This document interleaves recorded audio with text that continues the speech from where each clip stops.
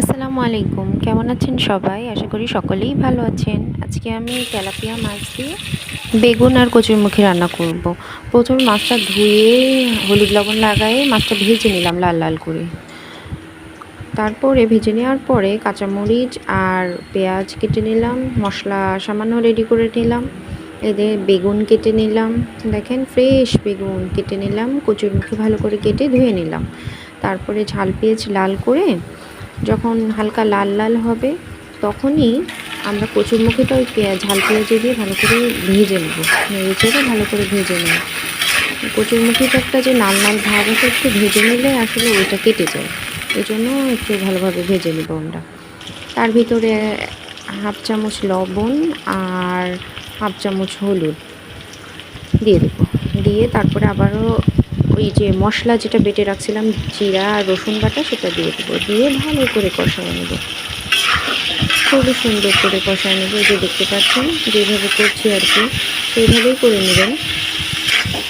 ভালো করে কষায় তেল যখন উঠে আসবে, যখন দেখবেন যে আসলে কষানোটা হয়ে গেছে, ঠিক সেই মুহূর্তেই পানি দিয়ে দিতে হবে, পরিমাণ মতন পানি, যাতে কচুরমুখীটা সিদ্ধ হয়। সেইভাবে মানে ঝোলটা আপনি কতটুকু পরিমাণ রাখতে চান সেই হিসেব করে পানিটা দিয়ে দেবেন। এবার পানিটা দিয়ে একটু নেড়ে চেড়ে ঢাকনা দিয়ে ঢেকে দিতে হবে। ফোটার আগ পর্যন্ত অপেক্ষা করতে হবে, বলক আসার আগ পর্যন্ত। এই যে দেখেন বলক চলে এসেছে।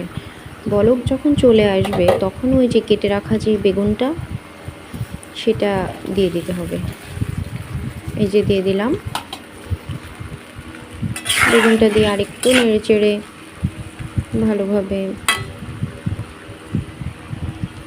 নেড়ে চেড়ে আবারও ঢাকনা দিয়ে দিতে হবে।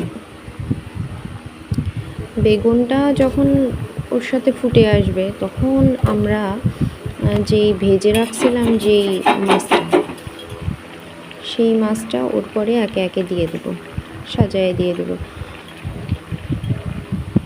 এটা হচ্ছে বেগুনটা আধা সিদ্ধ হওয়ার পরেই এই মাছটা দিতে হবে, তাহলে মাছের প্রকৃত স্বাদ আবার তরকারির ভিতরে চলে যাবে।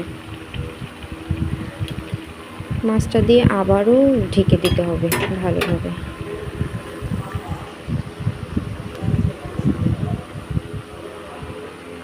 এই যে দেখেন আমার রান্না রেডি হয়ে গিয়েছে। কেমন লাগছে দেখতে? যেমন লোভনীয় লাগছে, খেতেও তেমনই মজা। আপনারা অবশ্যই বাসায় ট্রাই করবেন। তারপরে আমি একটু জিরা গুঁড়া করে, ভাজা জিরা গুঁড়া করে উপর থেকে দিয়ে দিলাম, স্মেলটা অনেক ভালো লাগে।